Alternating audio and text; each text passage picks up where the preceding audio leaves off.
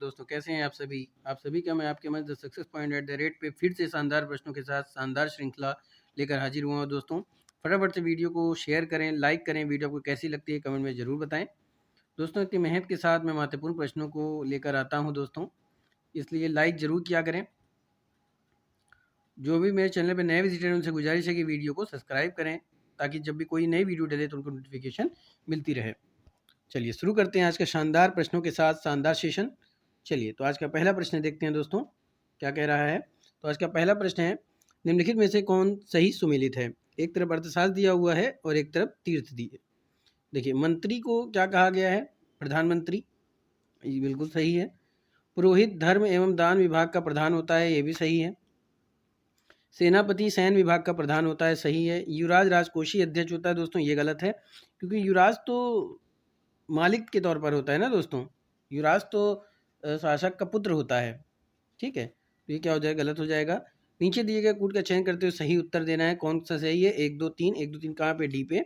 तो D is the right answer for this question. दोस्तों अगले प्रश्न की तरफ चलते हैं। अगला प्रश्न कह रहा है कि निम्नलिखित में से कौन सा कथन सत्य है। कौन सा कथन सत्य है। पुष्यमित्र मौर्य वंश का अंतिम शासक वीरदत्त के सेनापति था। बौद्ध ग्रंथ के अनुसार पुष्यमित्र बौद्ध धर्म का उत्पीड़क था। पुष्यमित्र ने बौद्ध विहारों को नष्ट किया तथा बौद्ध भिक्षुओं की हत्या की थी। उपरोक्त कूट का चयन करते हुए सही उत्तर का चयन करना है। दोस्तों बताइए, फटाफट से आंसर दीजिए। तो दोस्तों पुष्यमित्र मौर्य वंश का अंतिम शासक वीरदत्त का सेनापति था, सही है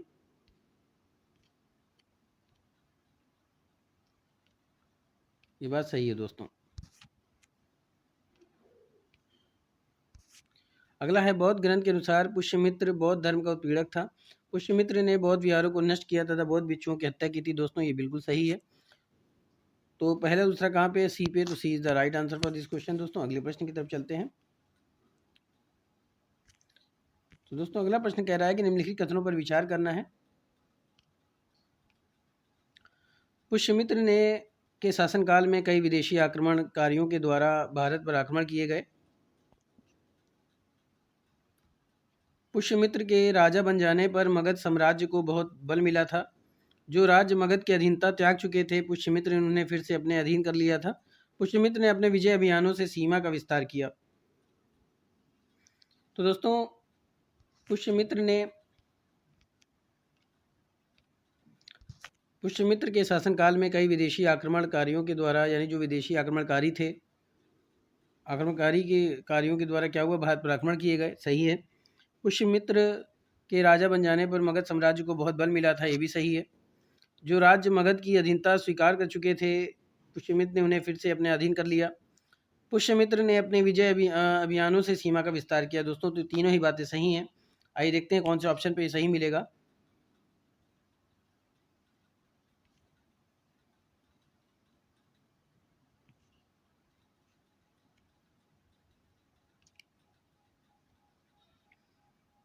बताइए दोस्तों इसमें से कौन सा आंसर होगा।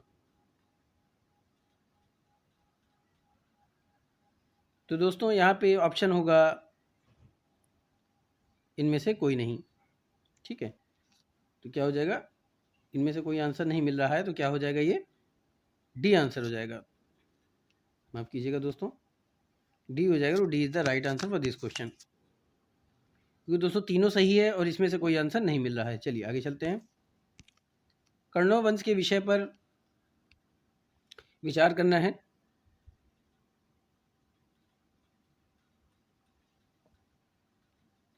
तो दोस्तों ये शुंग वंश होगा। शुंग वंश की बात की जा रही है दोस्तों।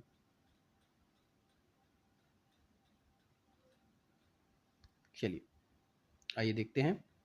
तो दोस्तों शुंग वंश का अंतिम सम्राट देववृद्धि की हत्या करके वासुदेव ने 75 ईसा पूर्व में कण्व वंश की नींव रखी। इसकी जानकारी हस्तचरित से प्राप्त होती है। वासुदेव ब्राह्मण वंश तथा वैदिक धर्म एवं सांस्कृतिक संरक्षण की जो परंपरा शुंगों ने प्रारंभ की थी, उसे कण्व वंश ने जारी रखी। तो दोनों ही बातें क्या है दोस्तों, सही हैं। तो कूट का चयन करते हुए सही उत्तर चुनना है।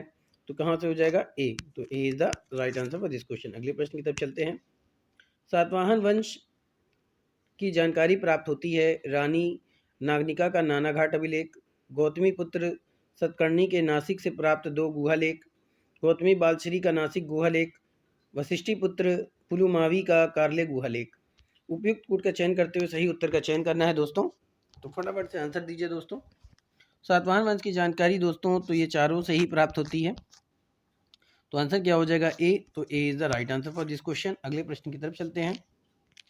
प्राचीन काल में भारत पर आक्रमण के संबंध में निम्नलिखित में से कौन सा एक कालक्रम सही है? यूनानी, शक, कुषाण, यूनानी, कुषाण, शक, शक आए फिर यूनानी आए फिर कुषाण, शक, कुषाण, यूनानी। तो दोस्तों प्राचीन काल में भारत पर आक्रमण के संबंध में जो कालक्रम सही है वो क्या है? यूनानी, शक और कुषाण। तो A is the right answer for this question. अगला प्रश्न, निम्नलिखित कथनों में से कौन सा एक कथन सत्य नहीं है? पुष्यमित्र सिंह ने 2 अश्वमेध यज्ञ किए थे। पतंजलि पुष्यमित्र की एक पुरोहित थे। बाणभट्ट ने पुष्यमित्र सिंह को आर्य कहा था। पारभूत स्तूप बनाने का श्रेय पुष्यमित्र सिंह को दिया जाता है। कौन सा कथन सत्य नहीं है आपको ये बताना है दोस्तों, बताइए।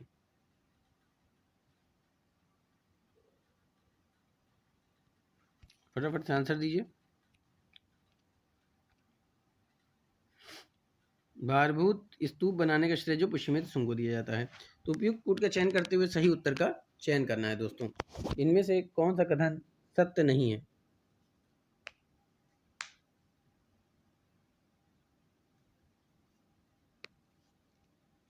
बताइए।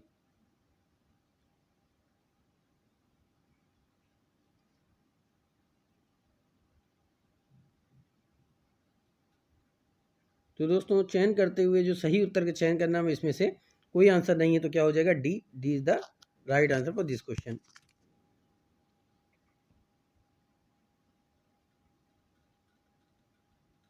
चलिए आगे की तरफ चलते हैं। सतवाहन वंश की धार्मिक व्यवस्था के विषय में विचार करें। गौतमी पुत्र सतकर्णी को नासिक प्रशस्ति में अद्वितीय ब्राह्मण कहा गया है। गौतमी पुत्र सतकर्णी ने स्वयं को कृष्ण बलराम संकर्षण का रूप स्वीकृत किया है। सातवाहन शासकों ने राज्य में निवास करने वाले सभी नागरिकों के लिए प्रति धार्मिक सहिष्णुता की नीति का अनुशीलन किया था। तो दोस्तों सातवाहन वंश की धार्मिक व्यवस्था के विषय में अगर हम बात करें तो तीनों ही कथन क्या हैं? सत्य हैं। तो क्या हो जाएगा? डी ऑप्शन हो जाएगा। तो D is the right answer for this question. अगले प्रश्न की तरफ चलते हैं। अगला प्रश्न कह रहा है निम्नलिखित कथनों पर विचार कीजिए। मौर्योत्तर काल में विकसित हुई मथुरा शैली के मूर्तिकारों ने विभिन्न देसी परंपराओं के सम्मिश्रण से इन कला को जन्म दिया, जिसमें बुद्ध की विलक्षण प्रतिमाएं बनी, परंतु इस जगह की ख्याति कनिष्क की सिर विहीन खड़ी मूर्ति को लेकर है। अगला कथन क्या है कि कुशल शासकों के द्वारा भी इसका संरक्षण किया गया, अतः इस काल में इसका विकास हुआ। अगला कथन है मथुरा कला के अंतर्गत बुद्ध की धर्म चक्र परिवर्तन मुद्रा, अभय मुद्रा, ध्यान मुद्रा, भू स्पर्श मुद्रा आदि मूर्तियों का निर्माण किया गया।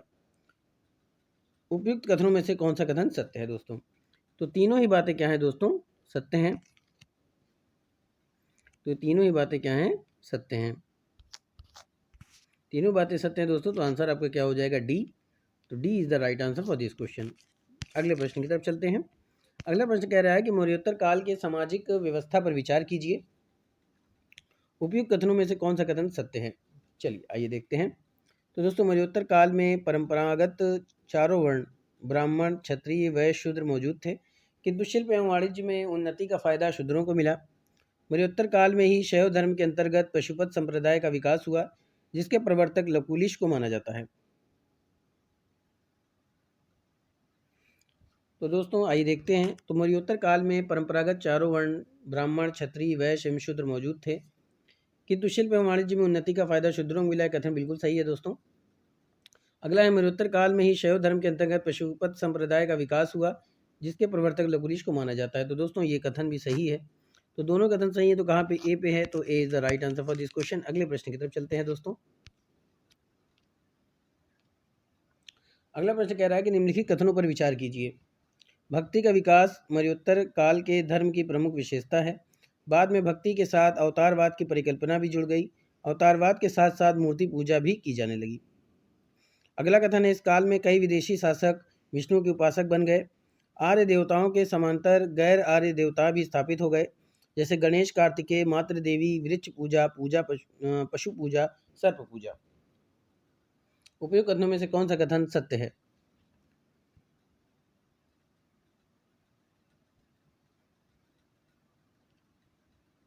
तो दोस्तों ये दोनों ही कथन क्या हैं? सही हैं। तो ऑप्शन हो जाएगा ए। तो A is the right answer for this question. अगले प्रश्न की तरफ चलते हैं। अगला प्रश्न कह रहा है कि निम्नलिखित कथनों पर विचार कीजिए। प्रथम शताब्दी के मध्य उत्तर पश्चिम में गांधार में कला की एक शैली का विकास हुआ, इसे गांधार शैली कहते हैं। इस शैली को इंडो ग्रीक शैली या ग्रीक बुद्धिस्ट शैली भी कहा जाता है। तो दोस्तों ये कथन बिल्कुल सही है। अगला कथन कह रहा है कि इसका सर्वाधिक विकास कुषाण काल में हुआ। गांधार कला के अंतर्गत मूर्तियों के शरीर की आकृति को सर्वदा यथार्थ दिखाने का प्रयत्न किया गया। ये भी कथन सही है दोस्तों। इस कला की विषय वस्तु बौद्ध परंपरा से ली गई, किंतु निर्माण का ढंग यूनानी था।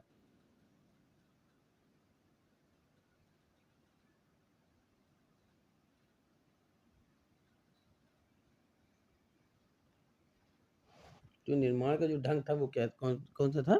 यूनानी था। तो दोस्तों तीनों ही कथन सही हैं। तो आंसर आपके क्या हो जाएंगे? 1, 2, 3। तो A is the right answer for this question. अगले प्रश्न की तरफ चलते हैं। अगला प्रश्न पूछ रहा है, मध्योत्तर काल के वाणिज्य एवं व्यापार पर विचार करना है। इस काल में भारत का मध्य एशिया तथा पाश्चात्य विश्व के साथ घनिष्ठ व्यापार शुरू हो गया था। व्यापार की उन्नति के कारण नगरीय एवं ग्रामीण क्षेत्रों में नए वर्गों का उदय हो रहा था। ये कथन सही है दोस्तों। अगला कथन है कि इस समय व्यापार मुख्यतः अरब सागर के तटवर्ती बंदरगाहों पर होता था। इस काल में बारबेरिकस का अरिकमेडू, बेरीगाजो आदि महत्वपूर्ण बंदरगाह थे। तो दोस्तों अगर इस कथन की बात करें तो ये भी कथन सत्य है। तो कौन सा कथन सत्य हो जाएगा पूछा है? तो 1, 2। तो A is the right answer for this question. अगले प्रश्न की तरफ चलते हैं। अगला प्रश्न पूछ रहा है, निम्नलिखित में से कौन सा कथन सत्य नहीं है? सातवाहनों की राजकीय भाषा प्राकृत तथा लिपि ब्राह्मणी थी। सातवाहन राजकुल का प्रतीकात्मक नहीं था। सातवाहन काल में राजा उपज का 1/6 भाग कर के रूप में लेता था। सातवाहनों का समाज मात्र सत्तात्मक था।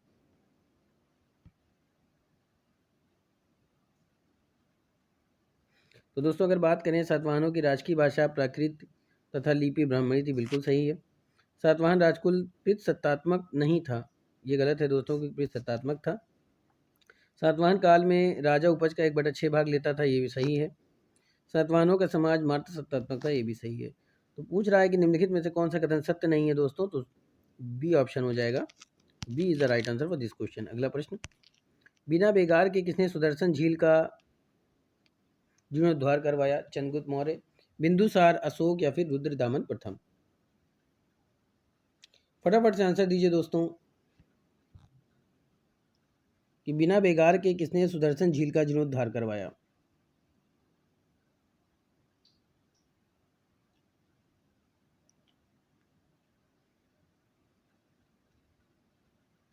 तो जिसने बिना बेगार के सुदर्शन झील का जीर्णोद्धार करवाया उसका नाम था रुद्रदामन प्रथम। तो D is the right answer for this question. दोस्तों अगला प्रश्न क्या कह रहा है? शक संवत पर आधारित राष्ट्रीय पंचांग का एक चैत्र ग्रेगोरियन कैलेंडर पर आधारित 365 दिन के सामान्य वर्ष की निम्नलिखित तिथियों में से किस एक के तद अनुरूप है? 22 मार्च, 15 मई, 21 मार्च, 21 अप्रैल। तो दोस्तों ये बहुत ही महत्वपूर्ण प्रश्नों की श्रृंखला है दोस्तों। ये क्वेश्चन 2014 में आया था। बताइए। तो शक संवत पर आधारित राष्ट्रीय पंचांग का एक चैत्र ग्रेगोरियन कैलेंडर पर आधारित 365 दिन के सामान्य वर्ष की निम्नलिखित तिथि में से किस एक के तदनुसार है? तो दोस्तों ये आंसर हो जाएगा आपका 22 मार्च। तो A is the right answer for this question. अगला प्रश्न की तरफ चलते हैं। अगला प्रश्न पूछ रहा है कि किस अभिलेख में रुद्रदामन प्रथम की विभिन्न उपलब्धियां वर्णित हैं? जूनागढ़, भीतरी, नासिक या फिर सांची?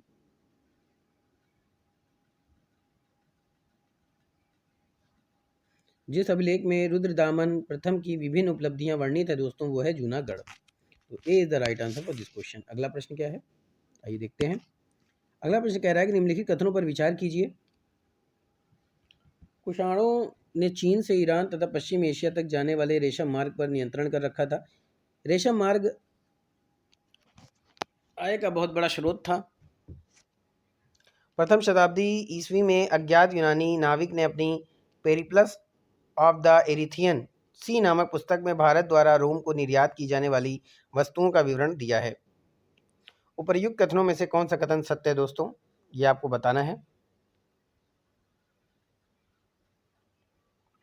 तो फटाफट से आंसर दीजिए दोस्तों।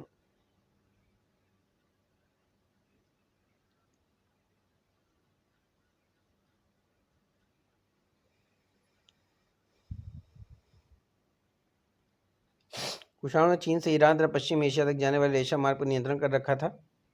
तो दोस्तों ये दोनों ही बातें क्या हैं, सत्य हैं। कौन सा कथन सत्य है, तो पहला सही है। तो A is the right answer for this question. दोस्तों अगला प्रश्न की तरफ चलते हैं। अगला प्रश्न पूछ रहा है, निम्नलिखित कथनों पर विचार करें। व्यापार एवं विनिमय में मुद्राओं का प्रयोग मर्योत्तर युग की सबसे बड़ी देन है। इस काल का प्रमुख उद्योग वस्त्र उद्योग था। साठक नामक वस्त्र के लिए मथुरा वृक्ष के रेशों से बने वस्त्र के लिए मगध, मलमल के लिए बंग और पुंडरा क्षेत्र तथा मसाले के लिए दक्षिण भारत प्रसिद्ध है।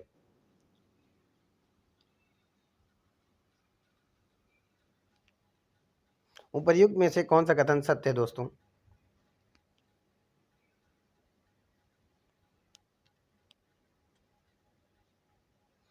तो दोस्तों अगर बात की जाए कि उपर्युक्त में से कौन सा कथन सत्य है, तो दोनों ही कथन क्या हैं, सत्य हैं। तो आंसर क्या हो जाएगा आपका सी। तो C is the right answer for this question. अगले प्रश्न की तरफ चलते हैं। अगला प्रश्न पूछ रहा है, मर्योत्तर काल की सामाजिक व्यवस्था पर विचार करें। विभिन्न धर्मों ने लचीला रुख अपनाते हुए विदेशियों को शामिल करने का प्रयास किया। यूनानी, शक, पार्थियन और कुषाण सभी भारत में अपनी अपनी पहचान को खो बैठे। वे समाज की क्षत्रिय वर्ग में समाहित हो गए। अगला कथन है, बड़ी संख्या में विदेशियों का समाज में आगमन हुआ और उन्हें आत्मसात किया गया। इसी क्रम में विदेशियों को व्रत क्षत्रिय का दर्जा दिया गया। अगला कथन कह रहा है कि सातवाहन शासकों के नाम का मात्र प्रधान होना स्त्रियों की अच्छी दशा को दर्शाता है। स्त्रियां धार्मिक कार्यों में पति के साथ भाग लेती थीं। कभी कभी वह शासन कार्यों में भी भाग लिया करती थीं।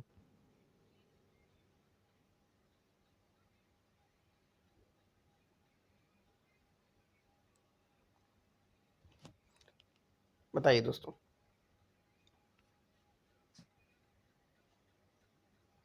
उपर्युक्त मौर्य काल की सामाजिक व्यवस्था पर विचार करना है। इसमें से कौन सा कथन सत्य है?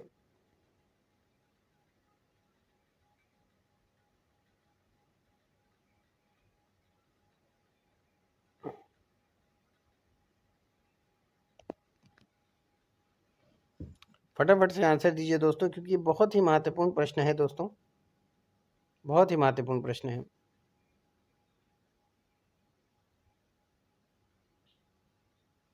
बात समझ में आ रही है दोस्तों? सामाजिक व्यवस्था की बात की जा रही है। तो दोस्तों अगर बात की जाए तो ये तीनों ही कथन क्या हैं, सही हैं। तीनों ही कथन सही हैं। तो आंसर क्या हो जाएगा दोस्तों? ऑप्शन नहीं है दोस्तों, तो ऑप्शन बनाना पड़ेगा दोस्तों। तो आंसर हो जाएगा आपका सभी। तो आंसर क्या हो जाएगा? सभी।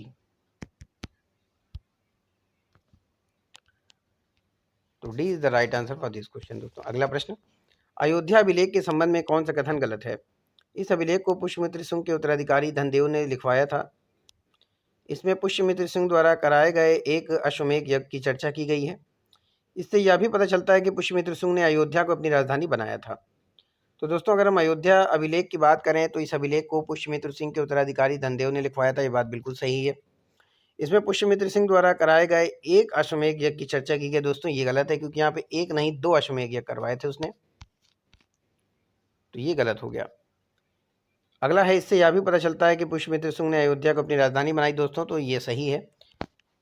आइए आंसर देखते हैं दोस्तों। तो दोस्तों पूछा है कि इसमें से कौन सा कथन गलत है। तो दोस्तों इसमें से जो कथन गलत है वो कौन सा है, दूसरा। तो केवल दूसरा गलत है, तो B is the right answer for this question. अगले प्रश्न की तरफ चलते हैं दोस्तों। अगला प्रश्न कह रहा है, तख्ते बही अभिलेख के विषय में आपका क्या विचार है? यह अभिलेख पेशावर के निकट स्थित है। इस अभिलेख के अनुसार गांडो फर्निस सबसे शक्तिशाली पहले राजा था। उसने कम से कम 26 वर्षों तक शासन किया, जो संभवतः 19 से 45 ईस्वी तक रहा। अगला कथन क्या है कि गार्डनिच फर्नेस के सिक्के, जिनमें से कुछ पर उसका भारतीय नाम गौड़ अंकित है, यह संभावना दर्शाते हैं कि उसने पूर्वी ईरान और पश्चिमी उत्तर भारत दोनों पर एक छत्र शासन किया होगा। सही कूट का चयन करते हुए सही उत्तर देना है दोस्तों। तो दोस्तों अगर हम तख्ते बही अभिलेख की बात करें तो यह अभिलेख पेशावर के निकट स्थित है। इस अभिलेख के अनुसार गार्डोफनेस सबसे शक्तिशाली पहले राजा था। उसने कम से कम 26 वर्षों तक शासन किया, जो संभवतः 1945 ईस्वी तक रहा। तो दोस्तों ये कथन बिल्कुल सही है। अगले कथन की बात करें तो गार्डोफनीज के सिक्के, जिनमें से कुछ पर उसका भारतीय नाम गौड़ अंकित है, यह संभावना दर्शाते हैं कि उसने पूर्वी ईरान और पश्चिमी उत्तर भारत दोनों पर एक छत्र शासन किया होगा दोस्तों। तो दोनों ही कथन सही हैं। तो दोनों ही कथन सही हैं, तो कौन सा आंसर हो जाएगा? ए। तो A is the right answer for this question दोस्तों। अगले प्रश्न की तरफ चलते हैं। आइए अगला प्रश्न क्या कह रहा है दोस्तों। अगला प्रश्न कह रहा है कि निम्नलिखित कथनों पर विचार कीजिए। सिकंदर के आक्रमण के बाद भारत के उत्तर पश्चिम में बैक्ट्रिया में यूनानी बस्ती बस गई थी, जिन्हें प्राचीन भारतीय साहित्य में यवन कहा गया दोस्तों। ये कथन सही है। भारत पर यूनों का प्रथम आक्रमण पुष्यमित्र शुंग के समय में हुआ, जिसका उल्लेख गार्गी संहिता एवं मालविकाग्नि मित्र में मिलता है। अगला कह रहा है कि सेल्यूकस सिकंदर का सेनापति था, जिसने उसकी मृत्यु के बाद मध्य एशिया के एक विस्तृत भाग पर यूनानी साम्राज्य स्थापित किया। तो दोस्तों ये तीनों ही कथन सही हैं। उपयुक्त में से कौन सा कथन सत्य है दोस्तों? तो इसमें से कोई आंसर नहीं मैच कर रहा है दोस्तों, क्योंकि ये तीनों सत्य हैं और इसमें कोई आंसर नहीं दे रहा है। ठीक है दोस्तों,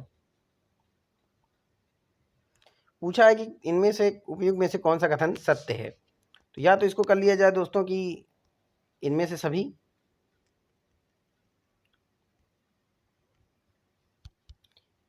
इनमें से सभी,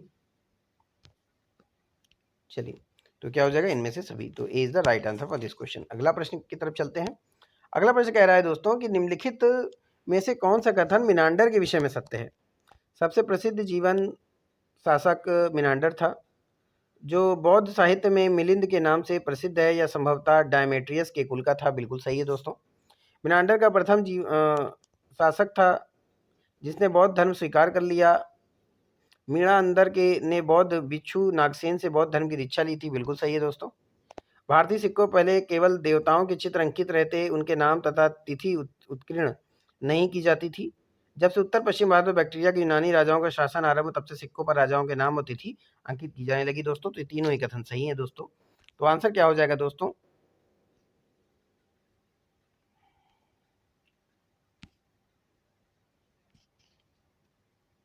इनमें से कोई नहीं, क्योंकि दोस्तों ये सभी बातें सही हैं और आंसर में कोई मैच नहीं कर रहा है। तो क्या हो जाएगा? इनमें से कोई नहीं, इनमें से कोई नहीं। D is the right answer for this question. क्योंकि दोस्तों तीनों ही आंसर सही हैं और इसमें आंसर में कोई ऑप्शन नहीं दिया, इसलिए क्या हो जाएगा? इनमें से कोई नहीं। चलिए आगे चलते हैं। अगला प्रश्न कह रहा है कि निम्नलिखित में से कौन सही है। शक बोलन दर्रे से भारत आए थे। शक को भारतीय साहित्य में सीथियन कहा गया है। शक राजाओं को क्षत्रप कहा जाता है। भारत में क्षत्रप प्रणाली का प्रचलन शकों ने किया था। तो दोस्तों शक बोलन दर्रे से आए थे, सही है। शक को भारतीय साहित्य का में सीथियन कहा गया, ये भी सही है। शक राजाओं को क्षत्रप कहा जाता है, ये भी सही है। भारत में क्षत्रप प्रणाली का प्रचलन शकों ने किया था। तो ये चारों ही कथन सही है दोस्तों। तो कहाँ पे हो जाएगा? ए। तो A is the right answer for this question दोस्तों। अगले प्रश्न की तरफ चलते हैं। दोस्तों ये था आज का शानदार महत्वपूर्ण प्रश्नों की श्रृंखला। उम्मीद करता हूँ कि आपको पसंद आया होगा दोस्तों। लाइक करें, कमेंट करें दोस्तों। ये महत्वपूर्ण प्रश्नों की श्रृंखला लेकर आपके बीच में हाजिर हुआ हूँ दोस्तों, क्योंकि ये इतने महत्वपूर्ण प्रश्न हैं कि ये यूपीएससी और अदर वनडे एग्ज़ाम के लिए भी काफ़ी महत्वपूर्ण है दोस्तों। आप लोग बड़े लगन के साथ मेहनत कीजिए दोस्तों और ज़्यादा से ज़्यादा प्रश्नों को लगाने का प्रयास करें। जितना ज़्यादा से ज़्यादा आप प्रश्नों को लगाएंगे, उतने ज़्यादा आप अपने लक्ष्यों के करीब पहुँचते हैं दोस्तों। क्योंकि दोस्तों शिक्षा एक ऐसी शेरनी का दूध है कि इंसान जितना ज़्यादा पीता है उतना ज़्यादा दहाड़ता है। तो दोस्तों इसी लगन के साथ, इसी विश्वास के साथ फिर मिलेंगे आगे के प्रश्नों के साथ। तब तक के लिए जय Hind, wish you all the best.